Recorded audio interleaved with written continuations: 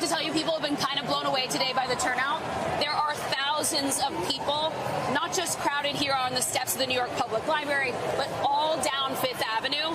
They're about to start making their way downtown, marching toward Madison Square Park. And these are people of all backgrounds. I have spoken to veterans who served our military for decades who are outraged. I have spoken to people who say they've never shown up to a protest before, but they're disgusted by the imagery that they've seen coming out of Los Angeles, the aggressive immigration enforcement they've seen across the country, families that have been torn apart. This is really a broad coalition of people, from immigrant activists and organizers who've been doing this work for a long time to people who are very much brand new to this. But Stephanie, I want to introduce you to one person who's here with us and is speaking out today. Mark Ruffalo, thank you so much for giving us your time. Thank you for having me. So why does this matter? Why are people out here getting soaked in the rain to send a message? Because we see our democracies in real trouble. We see a president who has made himself a king and dictator, and we don't see an opposition that's powerful enough to stand up against the trampling of our rights and the trampling of the Constitution that's happening every single day with executive orders, with the refusal to obey court orders, kidnapping of immigrants, people who are here legally, people who their children are being taken from them. We're disgusted and we're scared, and we know that the only way to fight this now is for the people, is to come together. Do you think what we've seen out of Los Angeles and all the workplace raids we've seen in recent days, do you think that's changed something in people? You've been doing this work for a long time, yes, but I've met a lot of people today who have never done this before. The blessing of these kinds of moments for any group of people is that it opens your eyes. It forces you out of your comfort zone. It makes you appreciate the things that we have, that we cherish, that we love. And those things are each other. Those things are our communities. Those things are the people that make this incredible experiment in democracy work. That's what we get to earn from these terrible times.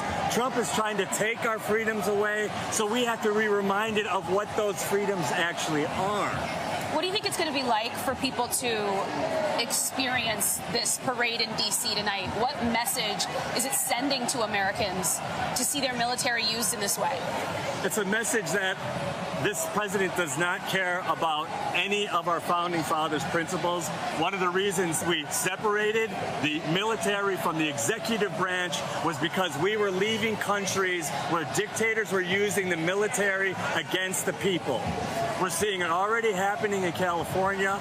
It is sending a message to the American people that the Constitution means nothing, and it's spitting, literally spitting on our military members and the history of this country, which has been to fight fascism and dictatorship throughout the world. Do you think this is just the beginning of a movement here? This is only the beginning. This is an awakening of democracy. It's a reimagining of what this country means to people, what it should mean. They're pointing the guns in the wrong direction.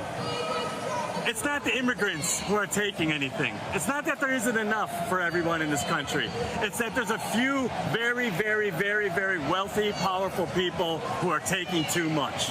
It's the billionaires and it's the people in power that are taking from the American people, which is leaving us feeling desperate. This is the answer to that.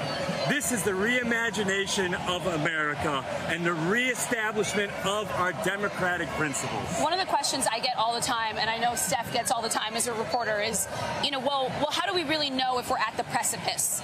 When do we know that normalization has creeped in? How do you wake up and know authoritarianism is here? When a U.S. senator is tackled by questioning the head of Homeland Security in a press conference.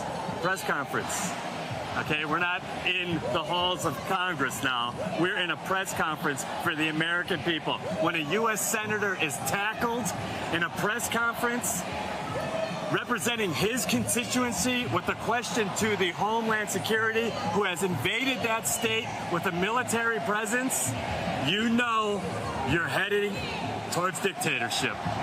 That's a turning point. you're only going to see more of that happen. This administration will continue to overreach, and this will be the response. We're not going away. We're not going to be quiet. We love each other, and we realize that we love this country so much that we're leaving our homes today in the rain to express our friendship and love for the people here who made this place. And unless you're a Native American or a Mexican, you're an immigrant. Mark, we made this place. Thank you so much. I know you've been dying to get back out there with everyone. I am. So I'm going to let you go. Thank you. God bless you. We appreciate your voice. Thank you. Thank you. Peace.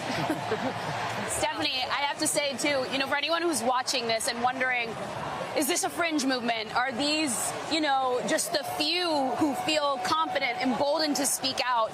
We have new NBC News polling showing that 64% of Americans oppose the parade that's happening in D.C. tonight.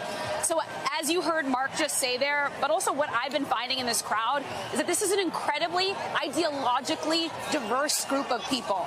These are not all people who vote the same way, who agree with each other on many of the debates this country has been mired in for the past year or two, but they're coming together on this issue because what they've seen these last several days, they see as a turning point. And they now want to send a message. They now want to counter-program what we're all going to see unfold tonight, Stephanie.